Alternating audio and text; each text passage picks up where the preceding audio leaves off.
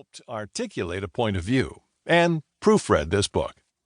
Finally, I'd like to express my appreciation for all the clients across the nation that we've worked with and still serve. Your support built T2 from a team of 2 into the industry leader we are today. Your trust enabled us to find new approaches, and your frank feedback guided the success of the project's framework. This book is about sharing with others the lessons learned and the methodology that we created together. Thank you. Planning. Every project begins with a blank slate, an empty space where the project story must be written. What first fills that space is planning, a key driver in any project.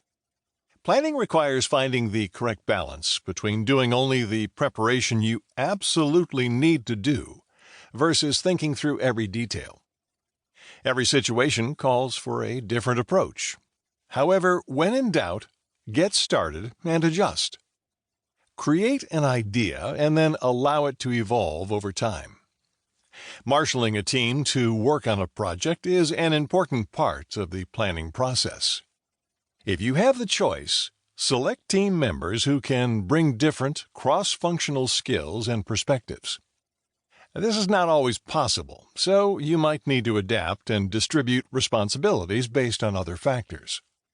Once the team is selected, you and the other project managers, in conjunction with the stakeholder, must perform triage to determine which tasks will take priority during the project. Select a task for which you know the amount of effort required to complete it and establish it as a benchmark.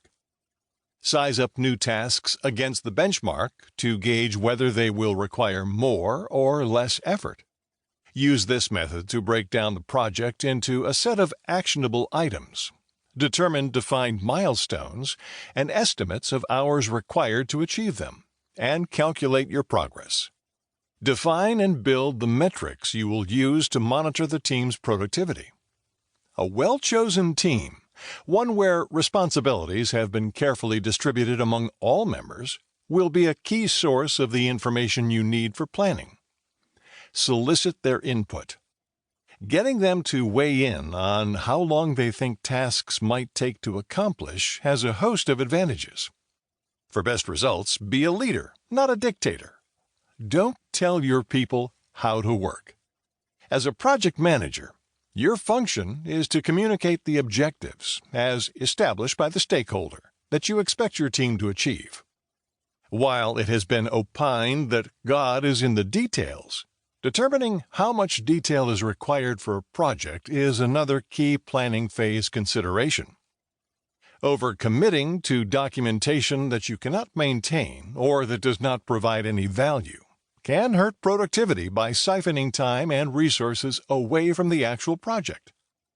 Such unnecessarily detailed work may be a manifestation of another pitfall to guard against when planning: the tendency to assign busy work to fill perceived downtime during a project.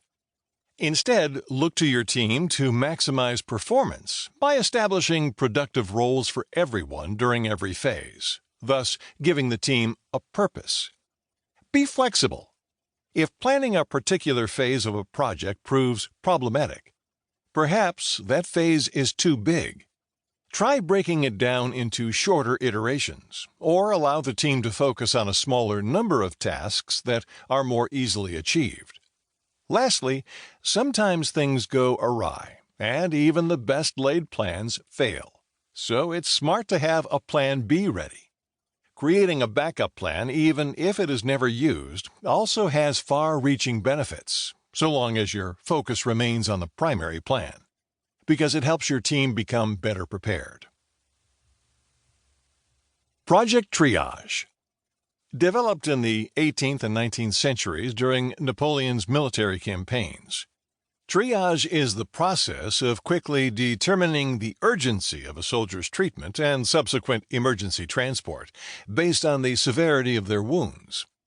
When planning a complex project, project managers must first perform triage by identifying its most critical elements, determining which elements will require the most time to accomplish.